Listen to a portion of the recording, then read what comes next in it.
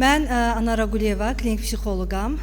Azərbaycanın ilk beynəlxalq sertifikatlı oyun terapistiyəm və artıq 18 ilə yaxındır ki, uşaqlara oyun terapisi tətbiq edirəm bir psixoloq kimi. Və 4 ildir də özümün oyun məktəbi adlı psixoloji mərkəzim var ki, hansı ki, uşaqlara bütün psixoloji dəstəyi oyunlar vasitəsilə göstəririk. Və mən ümumiyyətlə mövzum mənə gəlir ki, çox vacibdir, həm müəllimlər üçün, həm pedaqoqlar üçün. Ümumiyyətlə, uşaqla çalışan hər bir mütəxəssis oyun terapisi bilməlidir. Bu fərqi yoxdur. Məktəbdə ibtidai sinif tədris edirsən və yaxud da riyaziyyat və yaxud da başqa fənlər. İndi mənim bilmirəm, çıxışım nə qədər, daha doğrusu slaydım nə qədər bugünkü tədbirin ağırlığına uyğundur, amma yəni özüm sayağı təqdim etmək istəyirəm. Deməli, bu mənəm birinci sinifin hardasa səhv eləmirəmsə ilk bir həftəsində. Diqqət eləsəniz, saçım yaşdır, çünki məni güclə otuzdurublar partada şəkil çəkdirmək üçün. Çünki mən ümumiyyətlə tanıyanlar bilir, mənim diqqət əksikliyi, hiperaktivlik pozuntusu diaqnozum var. Yəni mən bir ADHD pozuntulu biriyəm və mən birinci sinifə gedəndə yəni məni partaya güclə otuzdururlar, çünki hərəkətli idim, amma mən məktəb birincisi olaraq məktəb bitirmişəm. Bütün 11 ildə bizim rüblük dediyimiz, bu illik dediyimiz qiymətləndirmədə mənim heç vaxt ümumiyyətlə 5-dən başqa qiymətim olmayıb. Sual verərsiniz ki, necə olur ADHD biri oturmaq çətinliyi olar? Mən bunu ümumiyyətlə öz anama borcluyam. Nəyə görə? Çünki mənim anam ali təhsili olmayan bir evdar xanım idi. Amma ki və lakin indi terapist olaraq fikirləşəndə baxaram ki, bir ali təhsili olmayan qadın necə uşağına terapevtik yanaşa bilər? Deməli, mənim anam birinci sinifdə biz məktəbə gedəndə biz bildiyimiz latin əlifbası ilə hərfləri öyrənirdik, amma o kiril əlifbası bilirdi. Və otururdu mənlə deyirdi ki, mən bunu danışmışam, gözlə mən yazım, görüm sən yoxla gör mən düz yazıram, yoxsa səhv yazıram. Və mən elə bilirdim ki, anam mənimlə oyun oynayır. Amma anam real olaraq hərfləri məndən bir yerdə öyrənirdi. Sonra o özü hərfləri yadda saxlasın deyə başlayırdıq əyləncəli şəkildə günün bütün saatlarında, mətbəxdə, zalda özünün də dəftəri var idi, gətirirdi ki, bax gör mən düz yazmışam, yoxsa səhv yazmışam. Mən də çox belə özgüvən gəlirdi mənə ki, bu necə ola bilər də, yəni mən anama başlayıb dərs öyrədirdim. Əslində bu oyun terapisində bilirsiniz də yönləndirilmiş bir terapidir. Yəni uşaq özünü önəmli, yəni mərkəz hiss edib və digərlərinə əslində yeni öyrəndiyi informasiyanı öyrədir. Bu formada təlimi sevmə prosesim başladı. Bunu nəyə görə deyirəm? Çünki birazdan bunu elmi şəkildə əsaslandıracağam və mən birinci kursa Azərbaycan Dövlət Pedaqoji Universitetinə Psixologiya Fakültəsinə daxil olmuşam. Magistr təhsilim Xəzər Universiteti Klinik Psixologiya. Birinci kursda çox təəssüf ki, ümumiyyətlə psixologiya çox da belə əlaqəsi olmayan dərslər keçməyə başladıq və mən birinci kursun birinci semestrindən bağçalara könüllü psixoloq olaraq gedib bir-bir qapılarını döydüm ki, mən istəyirəm sizdə uşaqlarla oyun öyrənim, oyun oynayım. Bağçanın çoxu da icazə verirdi ki, gəl də, yəni bizim üçün nə fərq var? Müəllimlər kənarda otururdu, mən uşaqlarla oyun oynayırdım və başa düşdüm ki, oyun terapisi ilə uşaqlara çox şey öyrətmək olar. Yox, oyun terapiyası ilə uşaqlara hər şeyi öyrətmək olar. Yəni, oyun terapiyası hal-hazırda dünyanın bir çox ölkəsində uşaqlara onların bacarıqlarını, biliklərini, ümumiyyətlə uşaqlara nəsə öyrətmək üçün gərəkli olan bir texnikadır və oyun terapiyasına maraq göstərib dünyanın 30-dan artıq ölkəsində, bağçalarda, məktəblərdə ziyarət edib oyun terapisinin əhəmiyyətini öyrənib və bu günləri eyni şəkildə həm özüm tətbiq edirəm, həm dünyanın ümumiyyətlə tələbələrə öyrədirəm. Və oyun terapisi dünyanı gəzdikcə başa düşdüm ki, oyun terapiyası birinci növbədə biz böyüklər dəyişməlidir. Çünki biz böyüklər, biz yetişkinlər uşaqlarla dişimizi sıxaraq oyun oynayacaqsa, heç bir şəkildə onlara kömək etmiş olmayacaq. Bunlardan birincisi emosional olaraq özümüzü oyuna hazırlamağımızdır. Yəni biz emosiyalarımızı idarə edib onlarla oyun oynamağa başlayacağıqsa, uşaqlar bizi çox yaxşı başa düşəcək. Mən ümumiyyətlə seanslarımda həmişə valideynlərə belə bir sorğu edirəm. Bugün istəyirəm sizə də bunun haqqında, yəni sizlə də belə kiçik bir oyun oynayım. Mən istəyirəm ki, ümid edirəm ki, hər kəsin anası sağdır, olmayanlara Allah rəhmət eləsin. Amma yaşından asılı olmayaraq, hamı sadəcə belə gözündə canlandırsın ki, hardansa evə gəlir və anası evdədir və anasının üzünə baxır. İşte, salam necəsən? Və ana deyir ki, mən yaxşıyam, sağ ol. Hər birimiz, anamız yaxşıyam desə də, biz başa düşürük ki, o yaxşıdır, yoxsa yox. Tamam mı? Və bunu hamı, yəni bir mənalı şəkildə başa düşür ki, bu belədir. Və çox qəribədir ki, hamınız, yəni böyük ehtimal təsdiqləyəcəksiniz ki, bizim keyfimiz çox yaxşı olsa, biz nə bilim, bu günləri çox gözəl bir tədbirdən gəlmişik. Biz bu günləri, işte, müxtəlif bir xoşbəxtçiliyimiz var, istəyirik paylaşaq, çox yaxşı olaq. Amma evdə anamızın keyfi olmayanda, o sevinci yaşaya bilmirik. İstəyirik ki, o qadının keyfi düzəlsin, işte, üzü gülsün, biraz onu əhval dəyişsin, ondan sonra o sevinci yaşayaq. Niyə görə belədir? Çünki ona görə belədir ki, bizim anamızla aramızda gözə görünməyən və ifadə edilməyən bir bağ var. Bu doğuşdan yaranır və anamız bizi öyrədir ki, ətrafdakı insanlarla sən necə münasibət quracaqsan, sən bağçaya necə gedəcəksən, sən məktəbdə part arxasında necə oturacaqsan və sən uşaqlarla, insanlarla necə ünsiyyət quracaqsan. Və anamız bizə öyrədir ki, müxtəlif insanlarla emosional bağ qurmaq necədir. Yəni, oyun terapisi haqqında saatlarla danışa bilərəm, hal-hazırda danışdıqca diqqət əksikliyi olaraq beynimə fərqli informasiyalar gəlir, qarışmaq istəmirəm. Duyğuları və emosiyaları tanımaq. Bütün məktəblərdə müəllimlərin ən, belə deyək də, yaralı nöqtəsi xüsusən məktəbin ilk günündə uşaqların ağlamasıdır. Çox olub da, yəqin ki, düzdürmü? Yəni, narahat olur, uşaqlar ağlayır. Bunun olmaması üçün nə etmək lazımdır? Bunun olmaması üçün məktəbə qədər dönəmdə, bağçada birinci valideyn, daha sonra isə bağça müəllimi uşaqlara öz duyğularını ifadə etməyi öyrətməlidir. Mən yaxşıyam, mən pisəm, mən sevincliyəm, mən hal-hazırda qorxuram, mənim duyğum nədir? Biz yetişkinlərin də bu günləri münasibətlərimizdəki əksikliyin ən böyük səbəbkarı duyğularımızı qarşı tərəfə ifadə edə bilməməyimizdir. Və bilmədiyimiz üçün də təlaşdan başqa don geyindirməyimizdir. Ona görə duyğuları ifadə edən insanlar çox daha yaxşı münasibət qurur.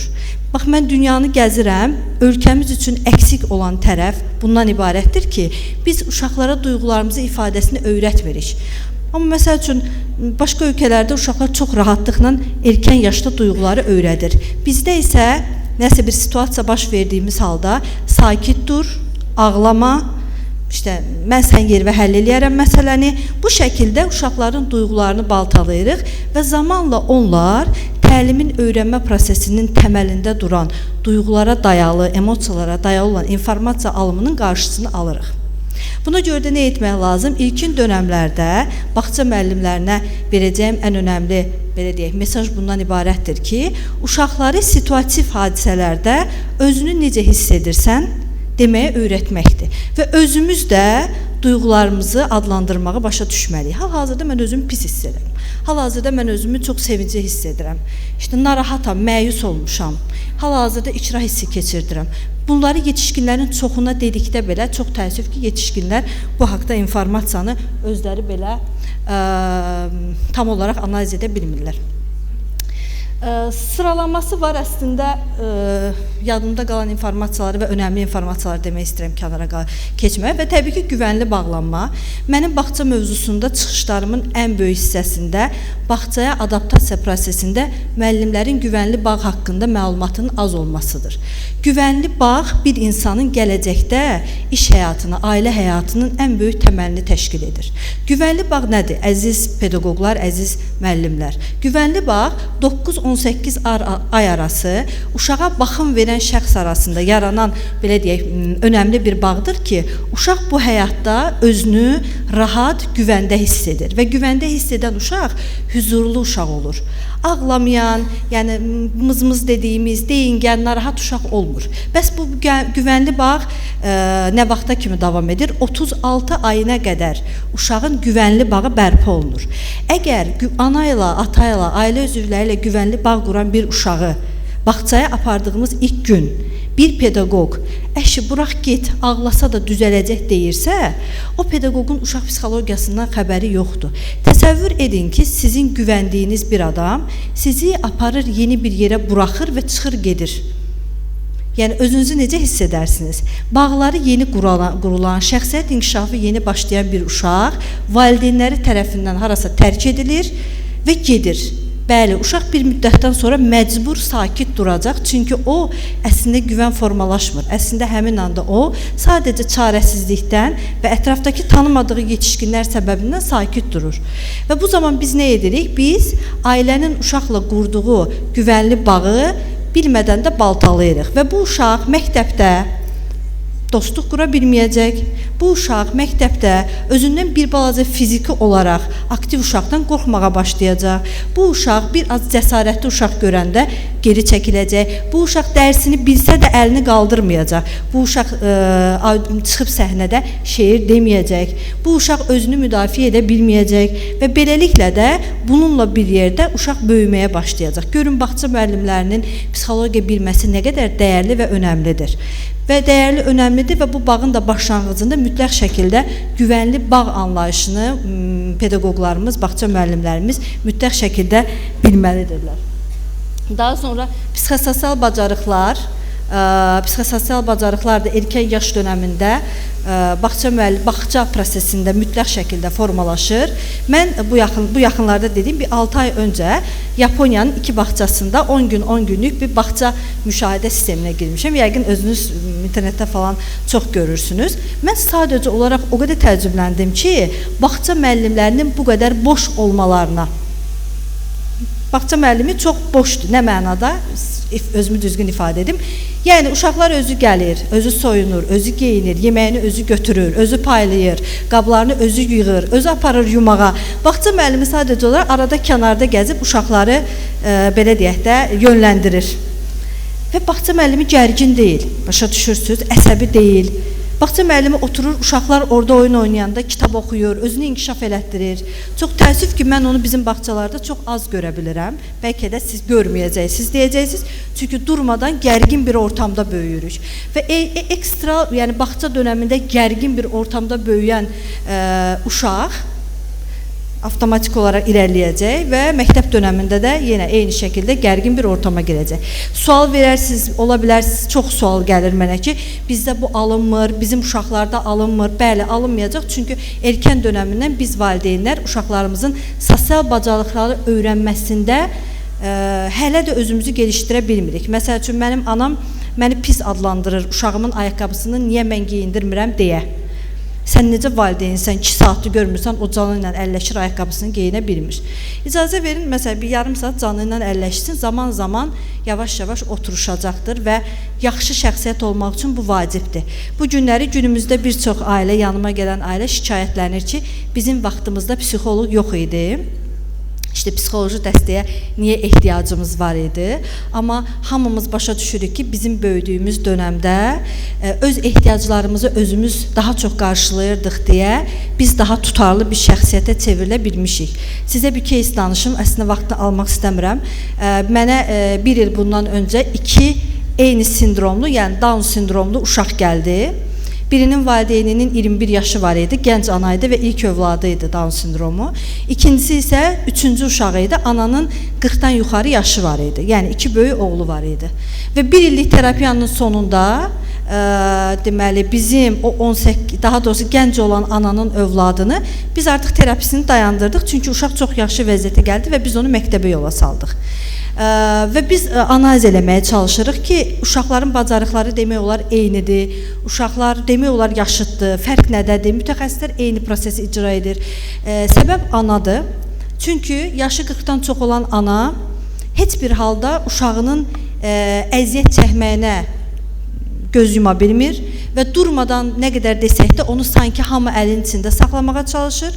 Amma gənc ana prosesin biraz fərqində deyil. O türklərin bir sözü var, cahillik ərdəmlikdir kimi belə bir şey var. Biraz daha belə uşağına qarşı özü eləyə bilər, yəqin düzələcək yanaşaraq uşağına bu şəkildə yanaşır. Buna görə də uşaq psixologiyasında çox gözəl bir cümlə var. Əgər övladınızı sağlam psixologiyada yetişdirmək istəyirsinizsə, bir gözünüz kör, bir qulağınız kar olmalıdır ki, uşaq daha çox inkişaf eləsin. Bu səbəbdən də sosial bacarıqlar erkən dönəmdə evdən öyrədilməli bağçaya gələnə qədər. Əgər bağçaya gələndə yoxdursa, bağça müəllimlərinin valideynlərə psixotədris dediyimiz sənin uşağın nəyi bacarmalıdır və necə bacarmalıdır və bunun üçün sən nə etməlisən deyə qısa müddətli bir tədrisi olmalıdır ki, dünyanın bir çox ölkələrində bu edilir və valideyn buna təhkim edilir ki, sən evdə bunları etməlisən və əlbəttə ki, valideyn də yavaş-yavaş bunun üzərindən getməyə başlayır. Üçüncü, təbii ki, danışacağım mövzu yenə də, əgər kimsə vaxtına girəmsə üzrlə hesab edin, təbii ki, kognitiv bacarıqlardır. Kognitiv bacarıq nədir? Diqqət, məntiq, təfəkkür, təxəyyül, planlama, mücərrəd düşünmə, akademik öyrənmə və təcrübədən öyrənmə bacarıqlarının uşaqlarda erkən yaş dönəmində gelişdirilməsi. Və bu da ancaq və ancaq oyunla edilərsə uşaq inkişaf edər. Məsələn, ən son yanıma gələn bir uşağa müəllimi toplama və çıxmanı öyrədə bilmirdi. Toplama və çıxma öyrədilmir. Və seansa gəldim. Seansa gələndə biz belə bir oyun oynadıq onunla. Mən dedim ki, mən müəllimə deyiləm, mən oyun dostuyam və biz oyun oynayacaq. Mənə maraqlı deyil, sən toplama çıxma bilirsən yoxsa yox. Və biz belə hasar qurduq və ora yazdım ki, heyvanların toplanma məntəqəsi. Heyvanları və məntəqəsini balaca yazdım, toplanmanı böyük yazdım və yanına bir üstəgəl işarəsi qoydum. Qapıya yazdım ki, çıxış qapısı, çıxışı böyük yazdım və işarə qoydum və biz heyvanları toplayırdıq 10 dənə. İndi fikirləşirdik ki, məncə bu heyvanların içində dovşan bizə lazım deyil. Gəl onu çıxardaq və biz onu çıxardırdıq. Sonra baxırdıq toplanma məntəqəmizdə neçə dənə heyvan qaldı, sayırdıq və bu minvalla 2 seansa uşaq toplama və çıxma prosesini dərk eləməyə başladı. Heç özünün də xəbəri olmadı ki, mən ona toplama və çıxmanı necə öyrətdim.